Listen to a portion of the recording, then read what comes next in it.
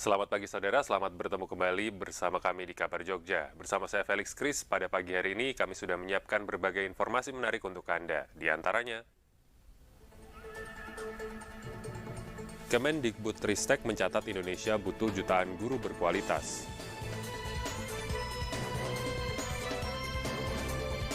Sibakul Malioboro Menari 2023 pecahkan rekor muri. 15.000 cup susu kambing Etawa dibagikan gratis di Pondok Pesantren.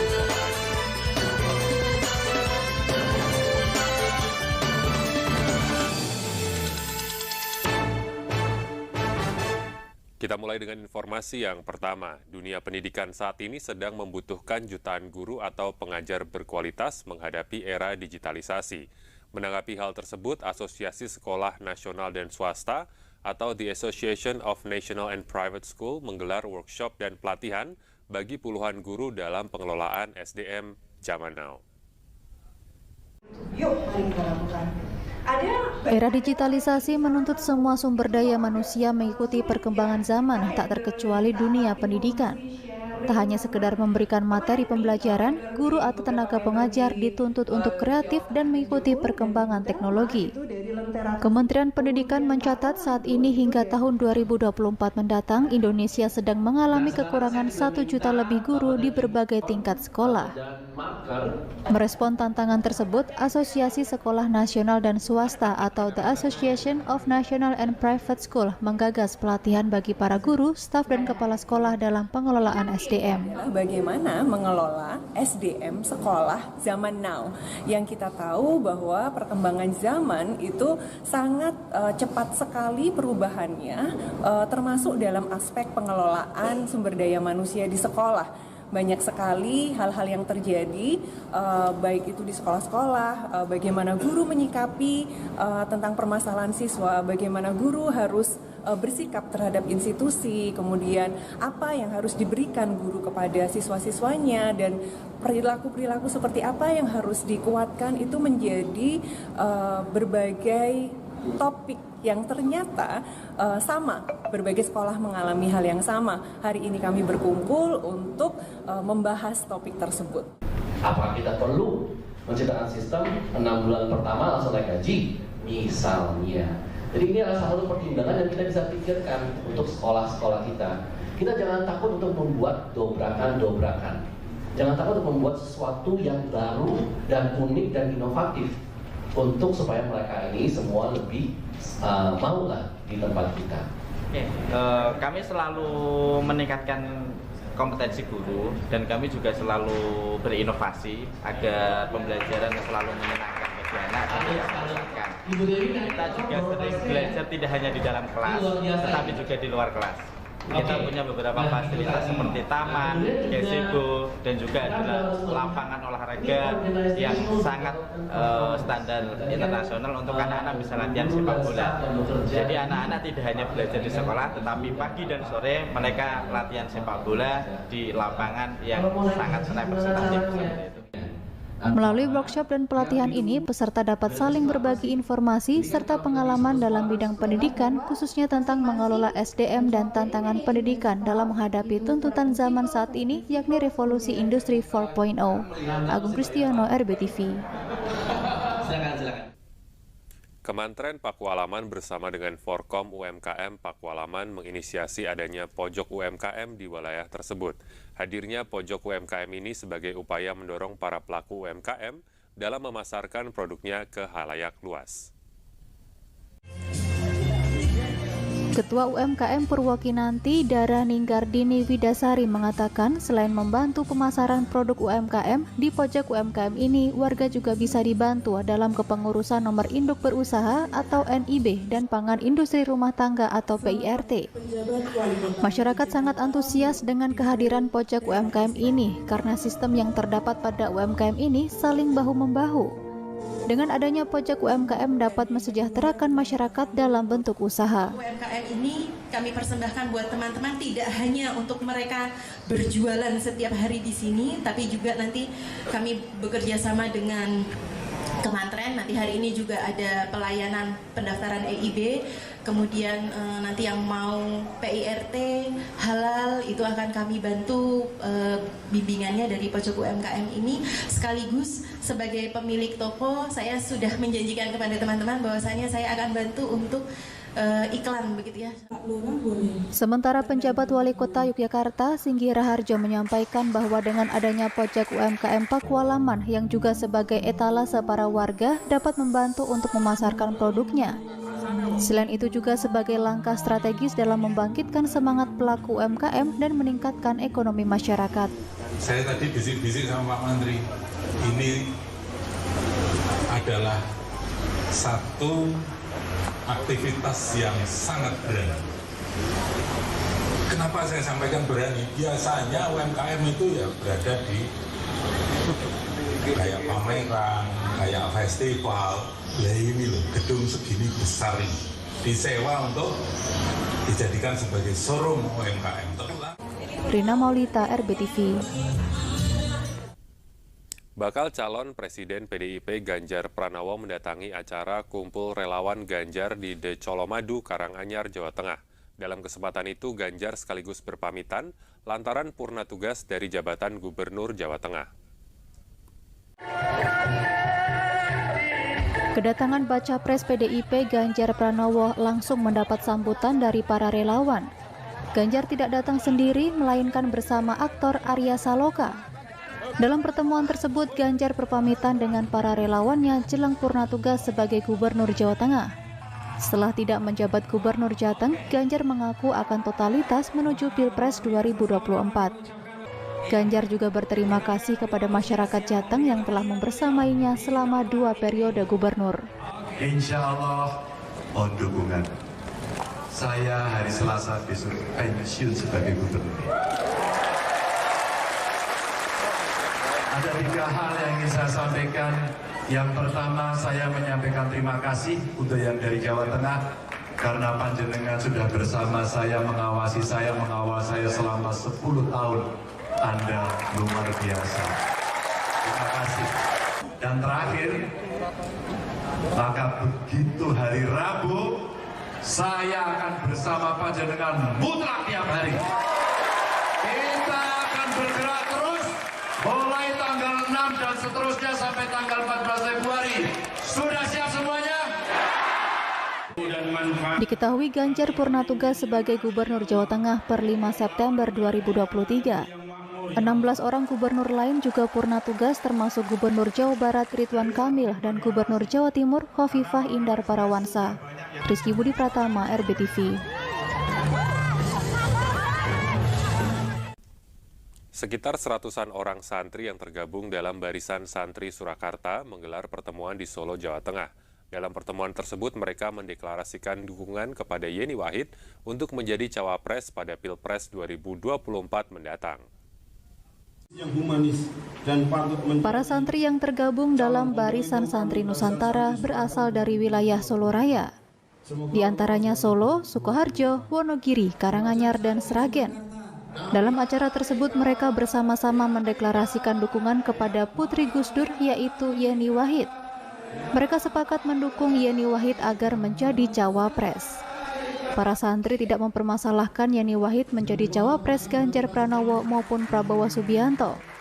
Mereka menilai Yeni Wahid adalah sosok yang mampu meneruskan figur Joko Widodo. Di Barisan Santri itu mendukung, biasanya mendorong semoga atas nama santri Nusantara di Surakarta ini adalah supaya Mbak Yeni itu dipinang oleh capres yang santer ini, yang kuat itu Mas Ganjar dan Pak Prabowo. Kita akan membuat press release, akan dikasihkan kepada Pak Ganjar dan Pak Prabowo Subianto bahwa betul-betul kita ada actionnya. Pihak koordinator acara mengklaim seluruh undangan hadir dalam kegiatan ini. Hal tersebut menurut mereka menunjukkan komitmen santri mendukung Yeni Wahid. Rizky Budi Pratama, RBTV. Kabar Jogja akan kembali setelah jeda berikut. Tetaplah bersama kami.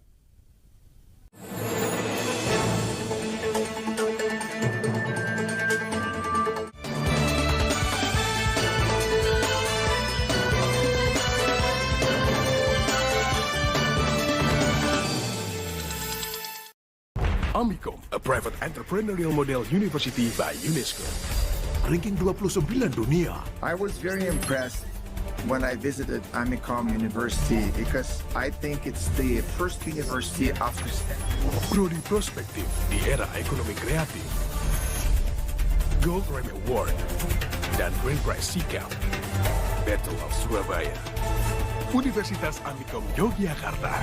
Creative Economy Park.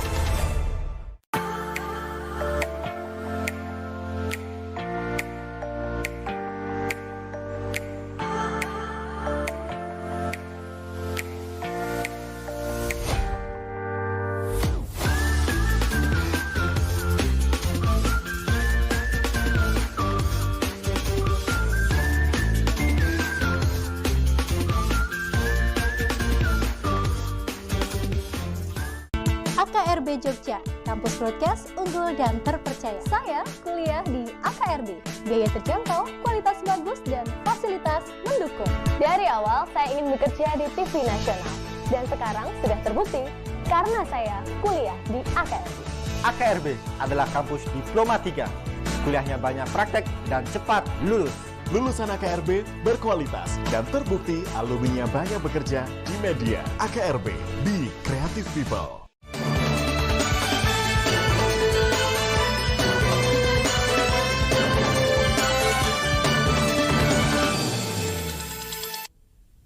Terima kasih saudara, Anda masih menyaksikan Kabar Jogja.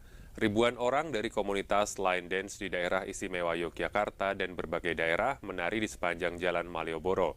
Kegiatan bertajuk Sibakul Malioboro Menari 2023 itu untuk mempromosikan produk usaha mikro kecil menengah di DIY.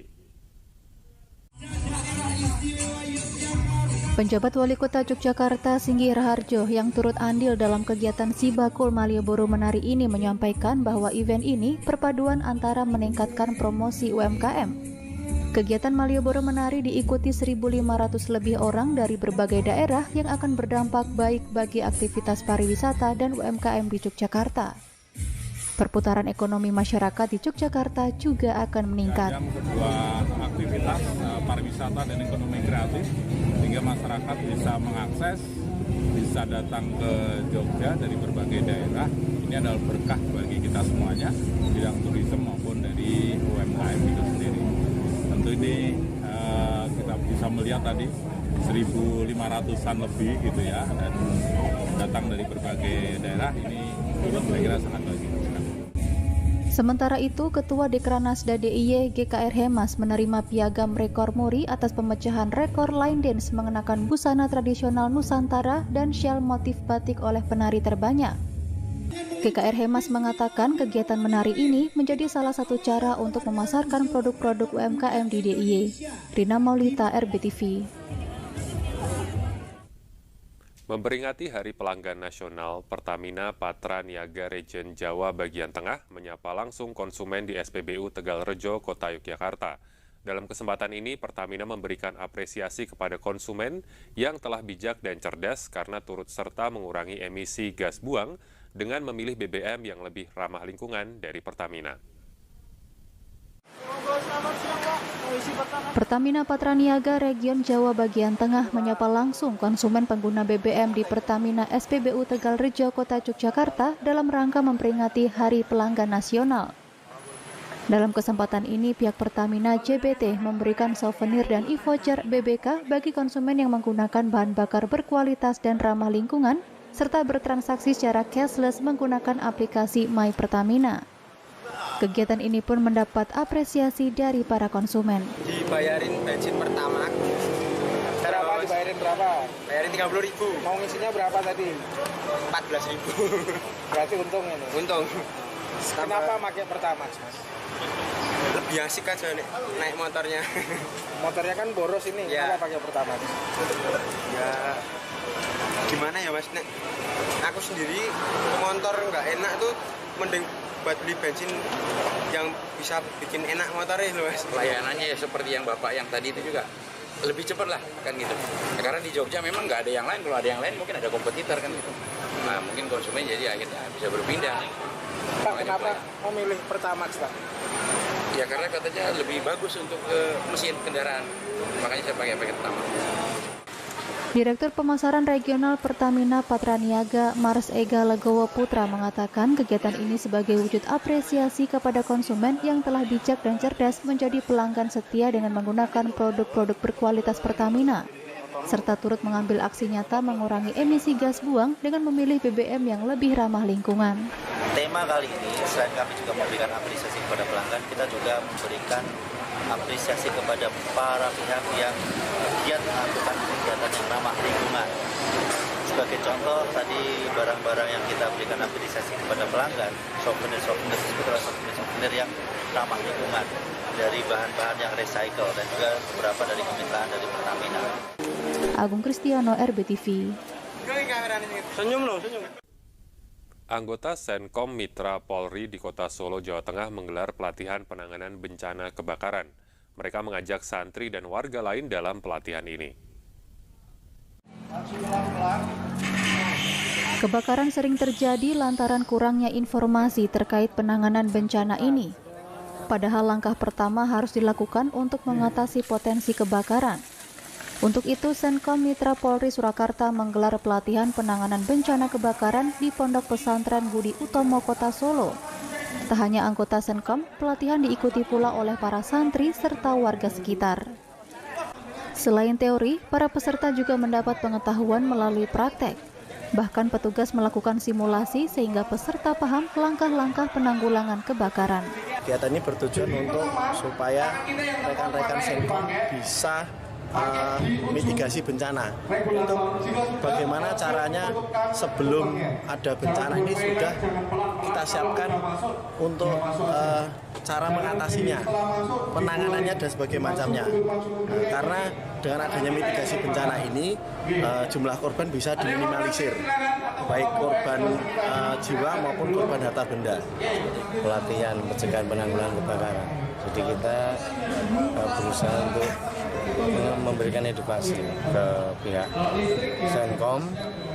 Kebetulan ini bertempatnya di Pondok Pesantren Budi Utomo yang notabene bangunannya cukup banyak, kemudian siswa-siswinya juga banyak. Ini sekaligus kita memberikan penekanan akan pentingnya pencegahan kebakaran. Selain kebakaran, para peserta juga mendapat pelatihan perlindungan saat ada bencana lain seperti gempa bumi. Diharapkan para santri dapat menjadi penyelamat baik bagi diri sendiri maupun orang lain. Rizky Budi Pratama, RBTV. Kabar Jogja akan kembali setelah jeda berikut. Tetaplah bersama kami.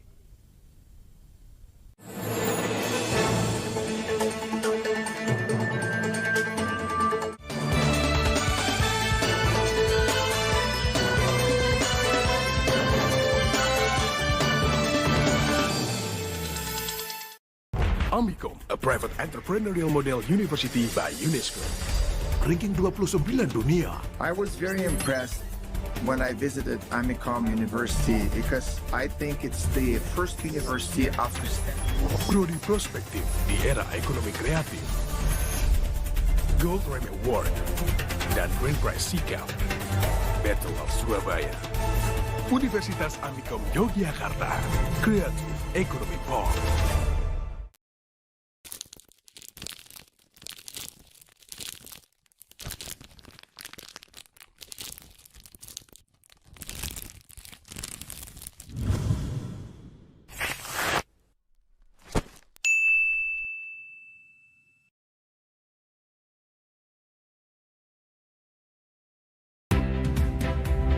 Topik yang menarik dan juga kekinian akan dibahas dalam program Obrolan Pagi, mulai dari ekonomi, sosial, politik, kebudayaan, hingga kesehatan.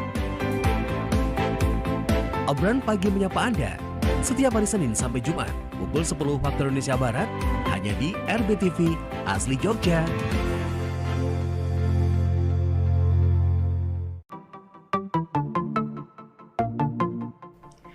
Selain dapat disaksikan di televisi, tayangan kami dapat disaksikan dimanapun.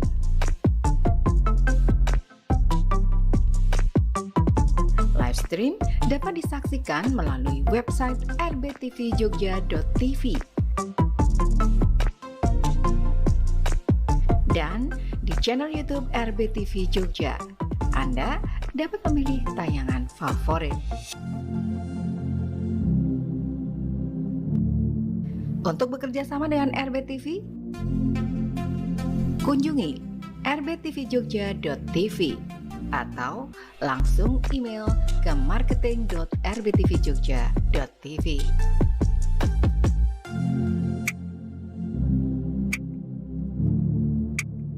Punya pertanyaan? Hubungi Instagram atau nomor telepon kami.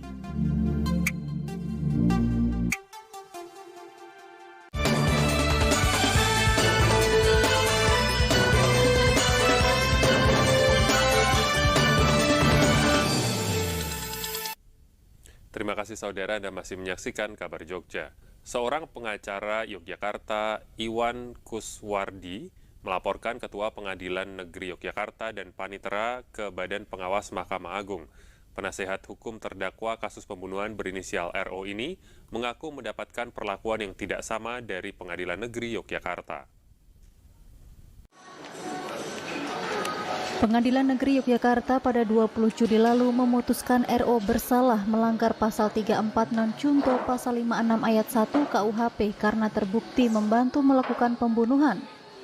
Hukuman yang dijatuhkan adalah 18 tahun penjara. Sedangkan pelaku satunya berinisial GK diganjar 20 tahun penjara karena terbukti melanggar pasal 346 Junto pasal 55 KUHP.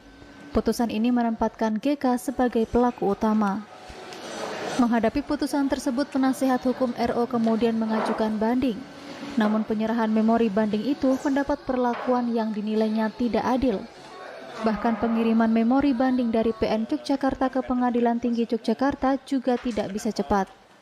Karena itu penasehat hukum RO Iwan Kuswardi kemudian melaporkan hal itu ke Badan Pengawas Mahkamah Agung.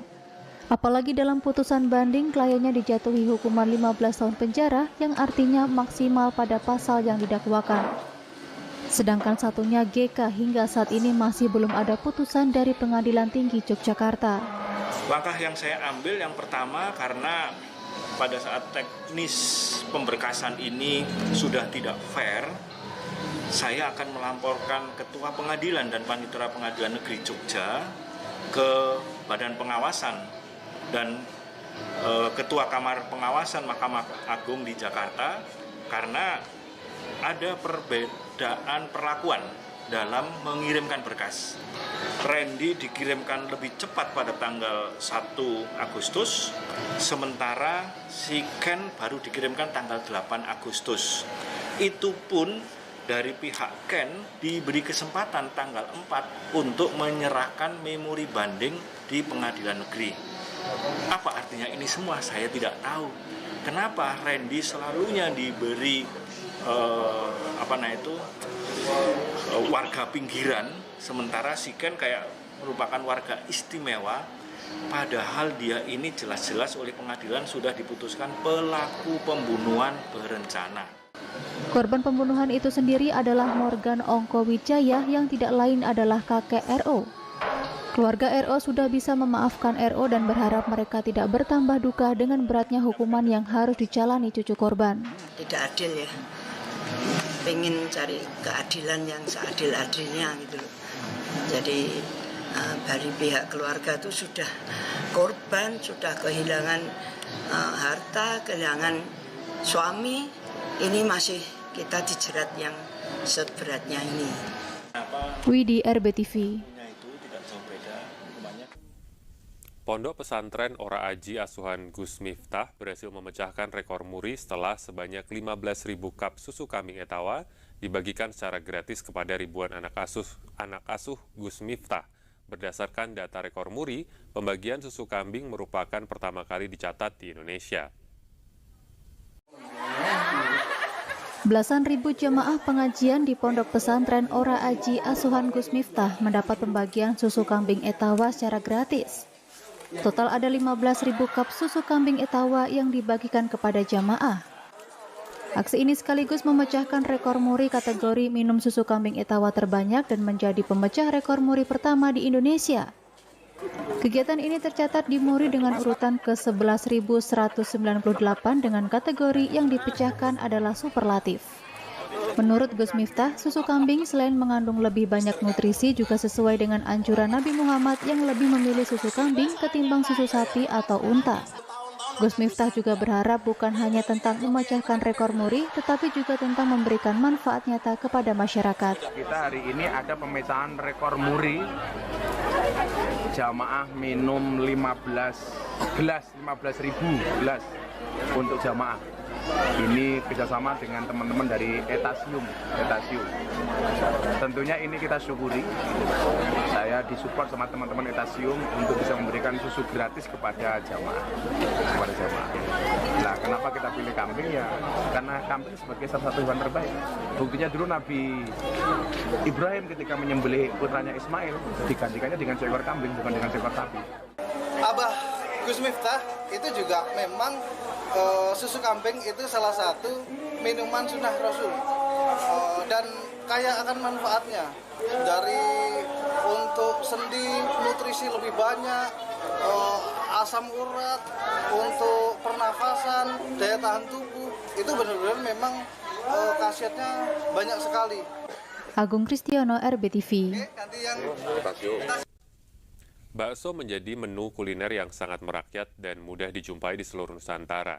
Jika berkunjung ke kota Yogyakarta, ada menu bakso yang wajib untuk dicoba. Warung bakso Pajero memiliki salah satu menu unik yang diberi nama bakso samurai.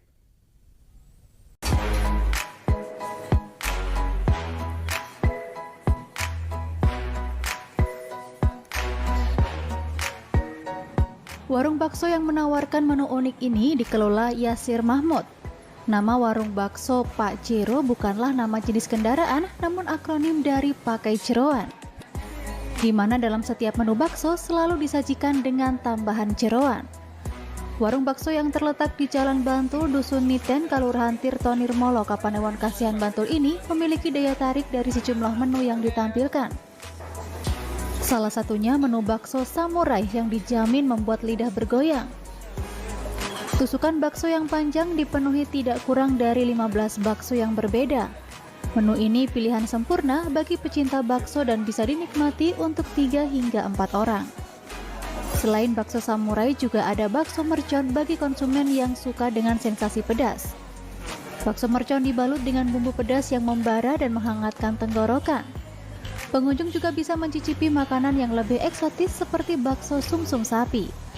Menu ini menghadirkan cita rasa gurih dari sumsum sapi yang lembut dicampur dengan bakso yang nikmat. Namun jika ingin mencoba sesuatu yang lebih unik, jangan lewatkan bakso Merapi. Dinamakan bakso Merapi karena bentuknya yang bulat kerucut seperti gunung dengan ukuran jumbo. Varian di sini banyak ya, namanya bakso Pajero, yaitu sebenarnya bukan nama mobil itu, melainkan bakso pakai jeroan. Jadi berbagai macam varian jeroan di sini ada, ini seperti itu. Dari bakso kecil bahkan bakso yang besar ada. Nah, tadi yang dicoba itu namanya bakso bakar samurai. Kita isi dengan 15 tusuk bakso, 15 biji bakso, dan kita bakar dengan saus mentai tadi ya. Jadi karena itu berhubung panjang banget, kita namain bakso samurai karena samurai itu panjang seperti itu. Oh, kalau yang ini baru hari ini, baru nyobain hari ini. Tapi kalau bakso Pajero ini udah beberapa kali. Sebelumnya udah pernah nemuin belum sih menu apa bakso samurai gitu? Belum. Ini baru pertama kali, maka tadi langsung penasaran, jadi langsung pesen. Rasanya seperti apa? Enak banget. Terus bentuknya juga unik ya, panjang banget gitu. Terus isian baksonya juga enak. Pokoknya best banget deh untuk bakso samurai. Harga di warung ini mulai dari Rp16.000 hingga Rp60.000. Deli, RBTV. Informasi terakhir tadi mengakhiri kabar Jogja hari ini. Bersama kerabat kerja yang bertugas, saya Felix Kris pamit undur diri. Terima kasih dan salam kabar Jogja.